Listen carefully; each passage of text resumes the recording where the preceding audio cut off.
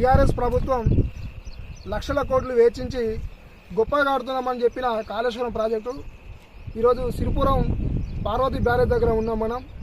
ఈ పార్వతి బ్యారేజ్ గత ప్రభుత్వ హయాంలోనే ఇక్కడ బ్యారేజ్ పక్కనే పెద్ద గండివాడి, ఇది ఒక ప్రమాదకరమైన ప్లేస్గా మారింది. ఈ కరకట్టను పూర్తి స్థాయిలో మరమ్మతు చేయకుండా గత ప్రభుత్వం నిర్లక్ష్యం చేసింది.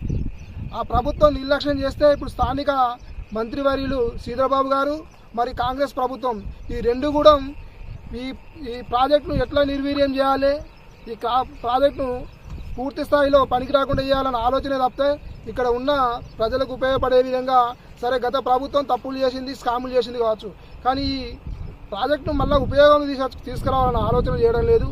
ఈ కరకట్ట కూడా పూర్తి స్థాయిలో గతం కంటే ఇప్పుడు బాగా ప్రమాదకరంగా మారింది.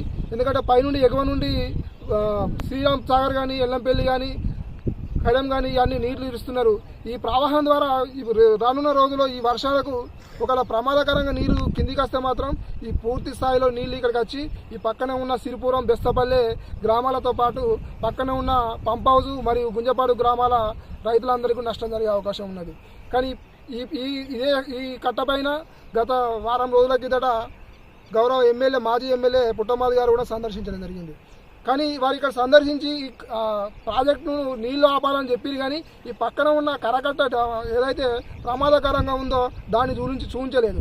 అంటే వాళ్ళ ప్రభుత్వానికి ఎక్కడ మచ్చ వస్తుందో అని చెప్పి ఈ ప్రభుత్వానికి, ఇప్పుడున్న స్థానిక ప్రభుత్వానికి ఒక నివేదిక ఇవ్వాల్సిన పుట్టమాది గారు కూడా దీన్ని నిర్లక్ష్యం చేసింది. అంటే ఈ ఇద్దరు నాయకులు కూడా వాళ్ళ స్వలాభం కోసం, వాళ్ళ రాజకీయం కోసం ఈ ప్రాజెక్టును వాడుకుంటున్నారు తప్ప ఈ ప్రాజెక్టును ఉపయోగంలో తీసుకొచ్చి మరి ప్రజలకు ఏ విధంగా ఉపయోగపడాలన్న ఆలోచన చేయట్లేదు.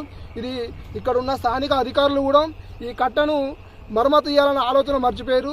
ఇది వాళ్ళ నిర్లక్ష్యం ద్వారా రేపు ప్రమాదం జరిగితే ఇది ఒక పెద్ద ప్రమాదంగా జరిగే